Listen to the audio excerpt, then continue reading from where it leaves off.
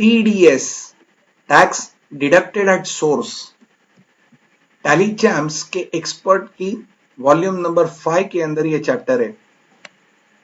तो सबसे पहले हम लोग कंपनी क्रिएट करेंगे।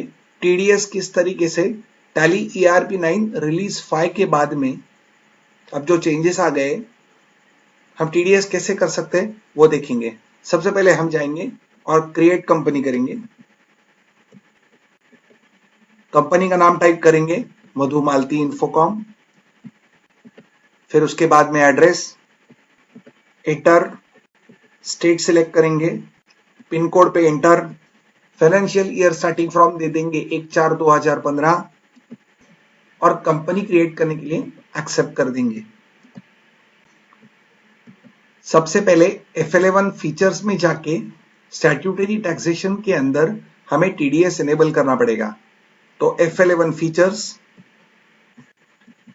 फिर जाएंगे स्टैट्यूटरी टैक्सेशन में, यहां enable tax deducted at source को करेंगे यस, फिर सेट अल्टर टीडीएस डिटेल्स को भी करेंगे यस। यहां देंगे टैन नंबर। टैन का फुल फॉर्म है tax deduction and collection account number. जब कोई कंपनी टीडीएस काटती है तो इनकम टैक्स डिपार्टमेंट ये टैन नंबर उसे देता है।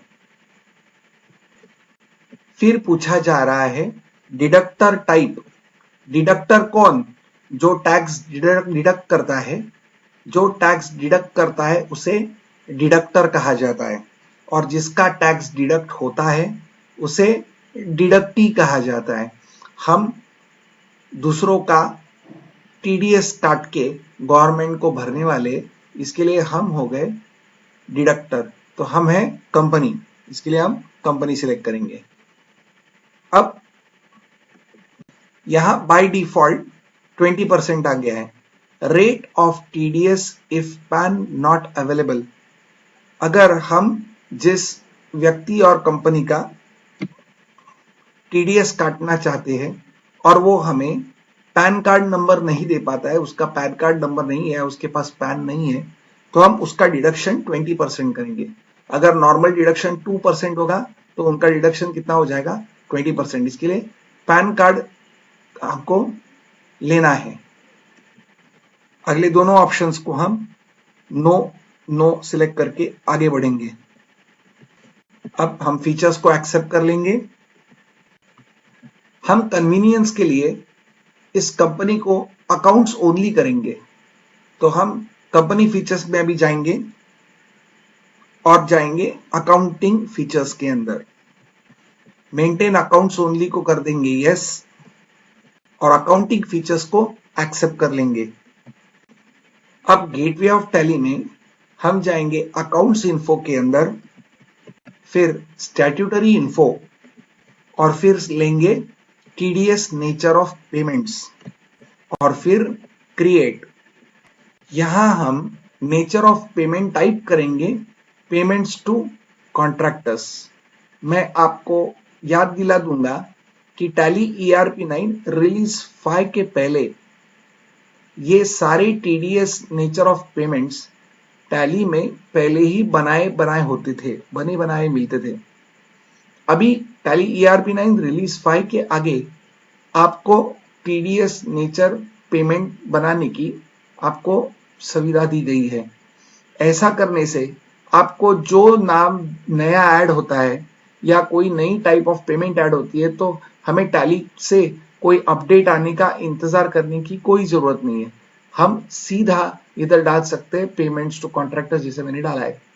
अगर ये नया होगा तो हम डायरेक्टली टाइप कर सकेंगे। फिर उसका सेक्शन, पेमेंट किस तरीके से, उसका पेमेंट का कोड, उसकी परसेंटेज, ये हम एक्सेप्ट कर सकते हैं।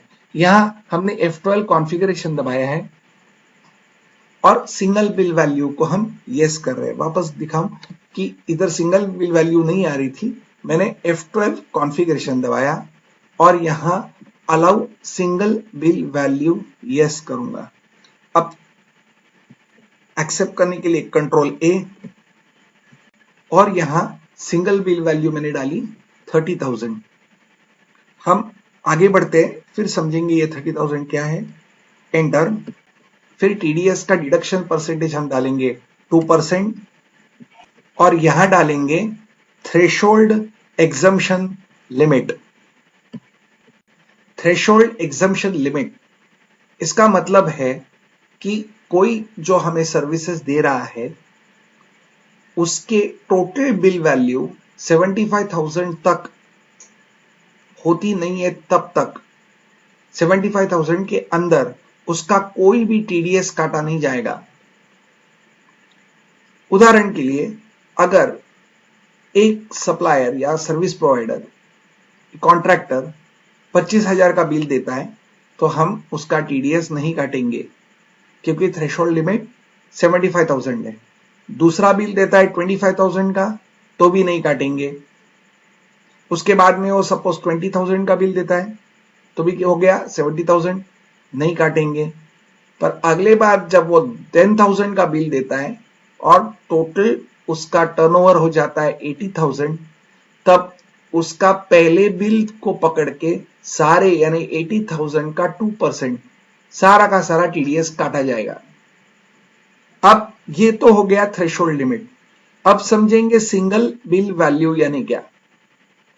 हमने देखा कि उस कॉन्ट्रैक्टर ने हमें पहला बिल दिया 25,000 का तो हमने काटा नहीं। क्यों? क्योंकि थ्रेशोल्ड लिमिट 75,000 था। पर अगर कॉन्ट्रैक्टर मुझे पहला ही बिल 30,000 का दे देता है तो मुझे इमीडिएटली उसका टीडीएस काटना पड़ेगा 2%।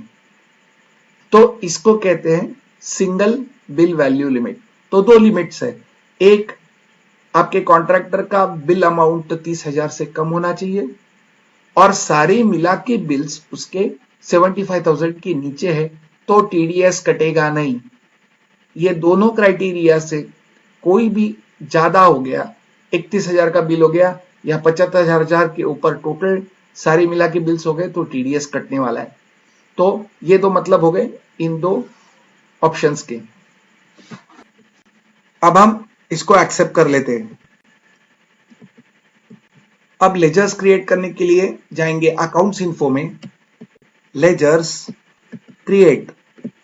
पहले हम खोल देंगे Canara bank, under bank account ledger accept कर लेंगे। फिर लेजर खोलेंगे एडवर्टाइजमेंट एक्सपेंसेस, जो होगा इनडायरेक्ट एक्सपेंसेस के अंडर। इज टीडीएस एप्लीकेबल देंगे एप्लीकेबल और यहां हमने जो नेचर ऑफ पेमेंट्स क्रिएट करेंगे वो सारे दिखाई देंगे। हमने क्रिएट किया था पेमेंट्स टू कॉन्ट्रैक्टर्स, उसको हम इधर सिलेक्ट करेंगे। तो इसका मतलब ये निकलता है कि कोई एडवर्टाइजमेंट कॉन्ट्रैक्टर हमें हमारे लिए हमारी कंपनी के लिए एडवर्टाइजमेंट करके दे रहा है, शायद बोर्ड्स लगा रहा है या कोई टेलीमार्केटिंग कर रहा है या कोई भी तरीके का मार्केटिंग होने से जो एक्सपेंसेस होंगे उसका बिल हमें मिलेगा और हम उसका टीडीएस काट के उसे पेमेंट करेंगे। इसके लिए ये एक्सपेंस का लेजर हमने क्रिएट किया है। अब इस लेजर को हम एक्सेप्ट कर लेंगे। अगला लेजर खोलेंगे IDBI bank limited, under bank account. इस लेजर को भी एक्सेप्ट कर लेंगे। अगला लेजर है TDS, tax deducted at source. ये होगा under duties and taxes. Type of duty select करेंगे टीडीएस। नेचर ऑफ पेमेंट जो हमने बनाया था उसकी लिस्ट यहां अपीयर होगी। लेंगे पेमेंट्स टू कॉन्ट्रैक्टर्स और टीडीएस का लेजर एक्सेप्ट कर देंगे। अगला लेजर हम खोलेंगे जो हमारे सर्विस प्रोवाइडर का या सप्लायर का है या हम बोलेंगे एडवर्टाइजमेंट कॉन्ट्रैक्टर का है। उसका नाम है ग्लो आउटडोर एडवर्टाइजमेंट्स। उसका लेजर ग्रुप करेंगे सडरी क्रेडिटर्स के अंडर। यहां हम यस दे के स्पेसिफाई करेंगे कि इनका टीडीएस हमें काटना है। फिर आएगा डिडक्टी टाइप, यानी उनका डिडक्टी टाइप क्या है कि वो बॉडी ऑफ इंडिविजुअल है, कंपनी नॉन रेसिडेंट है, कोऑपरेटिव सोसाइटी है, क्या है, तो वो कंपनी रेसिडेंट है, वो सिलेक्ट करेंगे। फिर यहां एक और चीज पूछी जा रही है जो है deduct TDS in same voucher. अब टीडीएस के प्रोसेसेस में दो चीज होती है। पहला बिल बुकिंग। बिल बुकिंग यानी जो सामने वाला कॉन्ट्रैक्टर है जो हमें बिल देगा उसकी एंट्री लेने की प्रोसेस को कहते हैं बिल बुकिंग। और फिर उस बिल के ऊपर हम टीडीएस काटेंगे। तो दो अलग अलग वाउचर होंगे, एक बिल बुकिंग का और दूसरा टीडीएस का डिडक्शन का। तो हम F7 जर्नल एंट्री लेते हुए दोनों ट्रांजैक्शंस एक ही वाउचर में कर सकते हैं। तो क्या ये अलाउ करना है? तो हमने दे दिया हाँ। उसके बाद में ग्लो आउटडोर एडवर्टाइजमेंट वाले का पैन कार्ड नंबर लिया। याद रखें कि F11 फीचर्स में हमने 20% दिया था। अगर आप पैन कार्ड प्रेजेंट नहीं करते हो तो आपका टीडीएस कटेगा 20%। तो यहां हम लोग ने पैन कार्ड नंबर तक दे दिया है और ये एडवर्टाइजमेंट कॉन्ट्रैक्टर का है, तो यहां 2% टीडीएस कटने वाला है। अब हम टीडीएस का लेजर जैसे एक्सेप्ट किया और उसी तरीके से अभी हम पार्टी का भी लेजर ये एक्सेप्ट कर लेंगे। अगले वीडियो में हम देखेंगे कि किस तरीके से टीडीएस के ट्रांजैक्शंस किए जाते हैं।